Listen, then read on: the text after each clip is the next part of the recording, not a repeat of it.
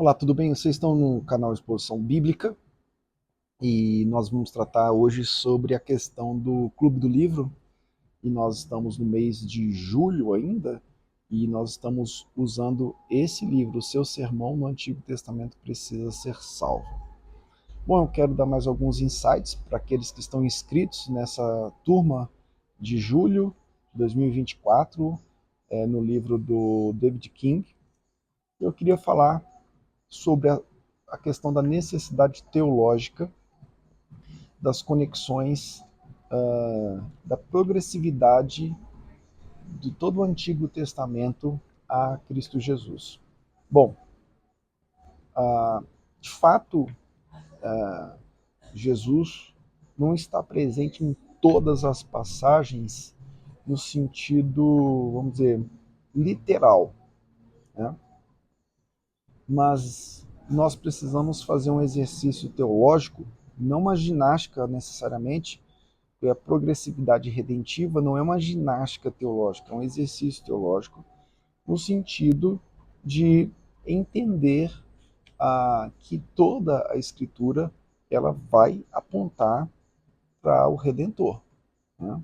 A queda em Adão, ela consequentemente em Gênesis 3,15, vai destacar um proto-evangelho, e isso vai se desenvolver até chegar até nós encontrarmos o ponto culminante em Cristo Jesus. Quando uma passagem não possui uma conexão messiânica óbvia, você se contenta em deixar Cristo fora do sermão? Essa é uma pergunta que o David King faz. Né? Bom, a gente não pode acrescentar o evangelho rapidamente, somente no final do sermão, num apelo ainda muito mal feito, né? Que às vezes as pessoas fazem, os pregadores fazem. Nós precisamos entender que há uma revelação progressiva do Deus Trino apontando para a justiça perfeita de Cristo Jesus. Bom, David King cita o Edmund Clowney. O Edmund Clowney tem uma relevância muito grande na pregação do Antigo Testamento. Eu já falei essa história outras vezes. O Timothy Keller foi aluno dele, né? E em certo momento assumiu a cadeira de pregação no seminário que o Clowney ministrava. E o Clowney foi muito importante na vida do Keller no sentido das conexões do Antigo Testamento ao Evangelho de Cristo. Olha o que o Clowney diz. A Bíblia registra a revelação concedida com o passar da história. Essa revelação não foi otorgada em um ponto, nem sob a forma de um dicionário teológico. Ela foi dada em um caráter progressivo, pois o processo da revelação acompanha o processo da redenção. Então, essa revelação progressiva não significa que a revelação anterior é inferior à posterior, ou que a revelação posterior torna a anterior obsoleta. Em vez disso, significa que a revelação posterior se baseia na revelação anterior. Ou seja, a revelação posterior ela vai esclarecer, vai refinar e vai cumprir a anterior. Então, quando a gente prega Cristo a partir do Antigo, nós pregamos entendendo essa revelação progressiva. Olha só o preâmbulo do livro de Hebreus, do capítulo 1, versículo 1 ao 2. Muito tempo atrás, muitas vezes e de muitas maneiras, Deus falou aos nossos pais por meio dos profetas, porém nestes últimos dias nos falou mediante o Filho, a quem constituiu herdeiro de todas as coisas, por meio de quem também criou o mundo. Né? Então, nós vamos identificar que na Escritura Sagrada o volume vai aumentando em todos os profetas, atingindo o auge do crescendo na vida e morte e ressurreição em Cristo Jesus. Né? Então nós precisamos entender que quando nós pregamos o Antigo Testamento, nós estamos revelando Cristo, a palavra final. E todas as palavras anteriores vão conduzir a Ele. Então, pregar essas palavras anteriores, ou seja, as palavras do Antigo Testamento,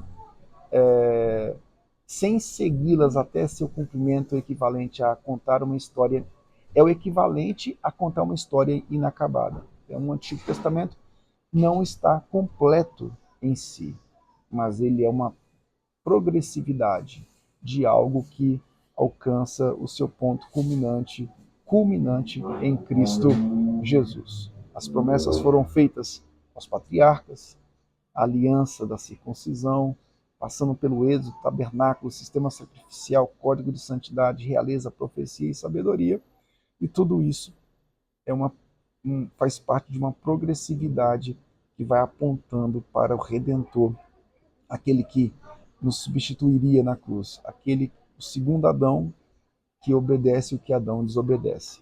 Então, nós precisamos entender que nenhuma palavra do Antigo Testamento é a palavra final, porque Jesus Cristo é a palavra final.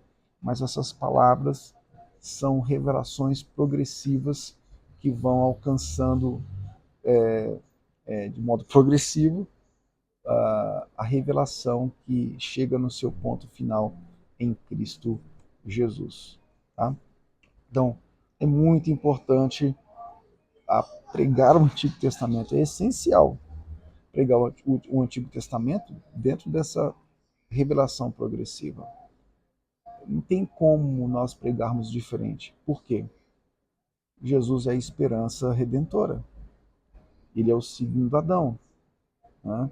Como é que você vai falar de uma esperança sem apontar para a justiça de Cristo, que está sendo revelada progressivamente através de tipos, né, de protótipos, de sombras? Não tem como, é impossível. A não ser que você transforme essa pregação em outro tipo de discurso religioso, né, que vai ficar totalmente desfocado do propósito de Deus Trino em se auto-revelar ao seu povo de modo salvífico. Né? Então, em Cristo, a nova aliança finalmente chega. Jesus é o descendente prometido à mulher, da descendência de Abraão, o verdadeiro Israel, filho de Davi, aquele que por meio de quem o coração de todos nós é revelado. Então, em suma, é o Rei Redentor prometido do Antigo Testamento, né? E é isso que precisamos pregar. Né? Então, não vacile nesse aspecto, porque senão você transforma a pregação simplesmente em contos morais. Né? E de moralismo, o mundo caído já está cheio. O que nós precisamos é tratar, de fato, da centralidade do Evangelho na pregação dos testamentos. Começando do Antigo até o Novo, entendendo que o Novo é o ápice do nosso Cristo, o mediador. Né? Então nós precisamos entender de uma vez por todas. Cuidado com o sermão puramente moralista. A revelação divina da redenção se desdobra em um caráter progressivo ao longo da Escritura, culminando na pessoa e obra de Jesus. Ele mesmo é a palavra final da parte de Deus. Essa antiga aliança não pode ser mais entendida corretamente, a menos que seja lida à luz da nova aliança. Na totalidade do cânon da Escritura, forma o limite contextual externo de todo o texto da pregação. Jesus é o mediador exclusivo entre Deus e o homem, aquele em quem se cumpre toda a Escritura e por meio de quem se presta toda a obediência a Deus. O telos da pregação não é nada menos que a maturidade da igreja em Cristo Jesus. É o que a gente aprende, né, lá no texto de Efésios, certo? Capítulo 4. E eu gosto muito de um livro do Jay Adams, um propósito da pregação, Purpose of Preaching, que vai trabalhar essa questão da finalidade, do objetivo da pregação, tá bom? Bom, nós vamos ter um encontro presencial desse grupo, do clube de leitura, né, um clube de pregadores, clube de leitura de pregadores, e lá nós queremos ver a percepção de cada um de vocês. Bom, se inscreva no canal, deixe o seu like, ative o sino para você receber as notificações e acesse também as nossas plataformas, academiadispositor.com.br, prmichelaugusto.com.br. Tá bom? Deus abençoe vocês. Fique com Deus. Tchau, tchau.